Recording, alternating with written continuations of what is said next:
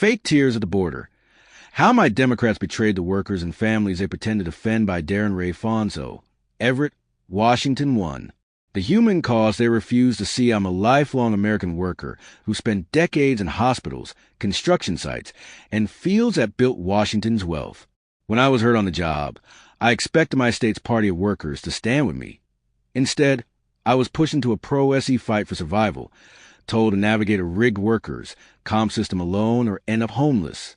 For 10 years, I cried out to the people who claimed to represent me, State Reps Mary Foss and Julio Cortez, Senator June Robinson, and Everett's progressive mayor, Cassie Franklin. I begged them to confront the state and federal failures destroying families like mine. What I got was silence and sometimes smug smiles about their 2 jobs, city and state, as if holding multiple public paychecks were a badge of honor instead of a conflict of interest. 2. The immigrant story they weaponize Representative Julio Cortez loves to tell audiences that his parents immigrated legally, that America gave them opportunity, and that his rise proves the system works. But when I asked him for one simple letter, to help my college-educated son in an immigration hardship case, he refused. He passed me off to Congressman Rick Larson's office, where a staffer promised help, then vanished. These are the same politicians who pose for photos at detention centers with tears in their eyes, then go home and do nothing while families like mine are torn apart. Those are fake tears at the border, performed compassion masking bureaucratic cruelty. 2A. A message to Julio Cortez. Julio, I've listened to you speak proudly about your parents' journey, how they followed the rules, how America rewarded hard work. I don't begrudge that pride. Your family's story should inspire hope. But can't you see how your refusal to help families like mine, American citizens married immigrants, raising children who only want a fair chance, makes your speeches ring hollow? When you celebrate your family's success on stage while ignoring ours in real life, it cuts deep.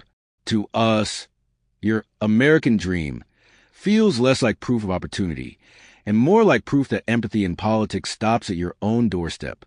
The day you denied that letter, you turned your story from example of hope into a mirror of hypocrisy. I don't need your pity.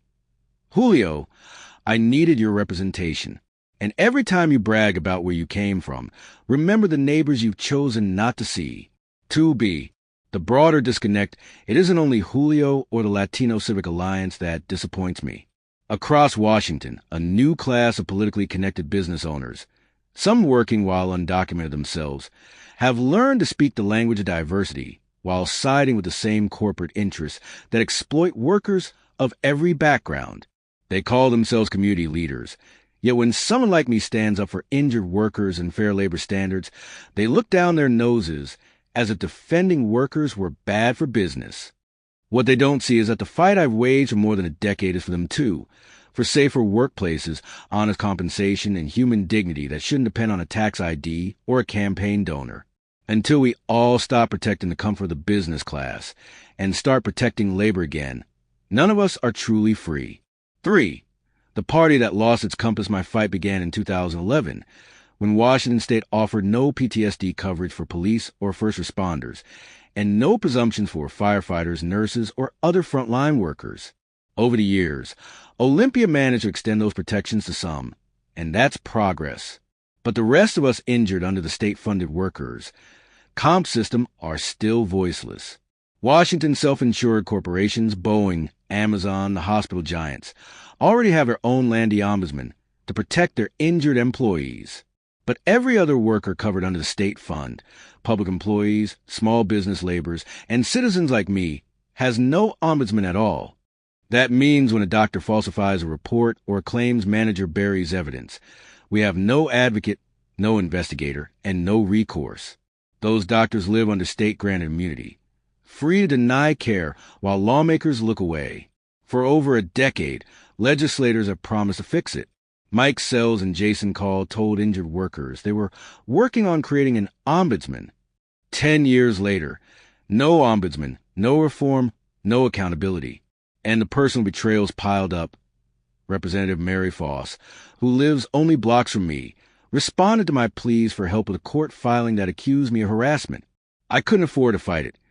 So I wear that paper today as a badge of how the system punishes those who speak truth. Representative Emily Wicks, before resigning, also turned away instead of confronting these same issues.